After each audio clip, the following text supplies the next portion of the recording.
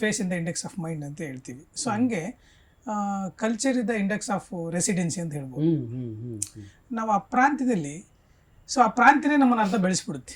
Exactly. ಈಗ ನಮ್ಮ ಊರು ಇರ್ಬೋದು, ನಮ್ಮ ಪ್ರದೇಶ ಇರ್ಬೋದು.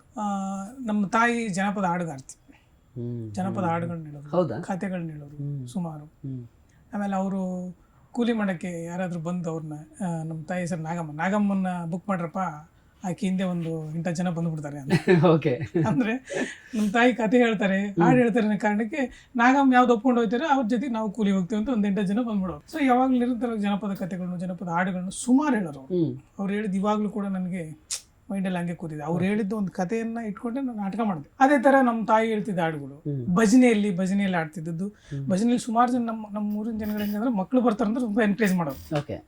ನನಗೇನು ಮಾಡೋರು, 2 ಗೆಜ್ಜೆ ಕೊಡೋರು, ಕುಣಿಬೇಕು ನಾನು ಕೈಯಲ್ಲಿ ಅದಕ್ಕೆ ಸಖತ್ ಎನ್ಕರೇಜ್ ಮಾಡೋರು.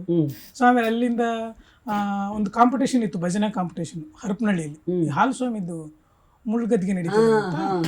ಸೊ ಹರಪನಹಳ್ಳಿಯಲ್ಲಿ, ಸೊ ಆ ಟೈಮಲ್ಲಿ ಎಲ್ಲ ಊರಿಂದನೂ, ಹರಪನಹಳ್ಳಿ ತಾಲೂಕಿನಿಂದ ಎಲ್ಲ ಭಜನಾ ತಂಡಗಳನ್ನ ಕರೆಸಿದ್ರು. ನಮ್ಮೂರಿನ ತಂಡದಿಂದ ಕರೆಸಿದ್ರು. ನಾವು ಕಡಬಗಿರಿಯಿಂದ ಹರಪನಹಳ್ಳಿಗೆ ನಡ್ಕೊಂಡು ಹೋಗಿದ್ದೀವಿ ರಾತ್ರಿ. ಭಜನೆ ಮಾಡ್ಕೊಂಡು ನಡ್ಕೊಂಡು ಹೋಗ್ಬಿಟ್ಟು ಅಲ್ಲಿ ಭಜನೆ ಕಾಂಪಿಟೇಷನ್ ಆ ವರ್ಷ ಫಸ್ಟ್ ಬಂದಿತ್ತು ನಮ್ದು. ಸೊ ಅಲ್ಲೂ ಕೂಡ ಕುಣಿತಾ ಇದ್ದಿದ್ದು ಭಜನೆಯಲ್ಲಿ. ಸೊ ಅದು ಏನಾಯ್ತು ನಮಗೆ,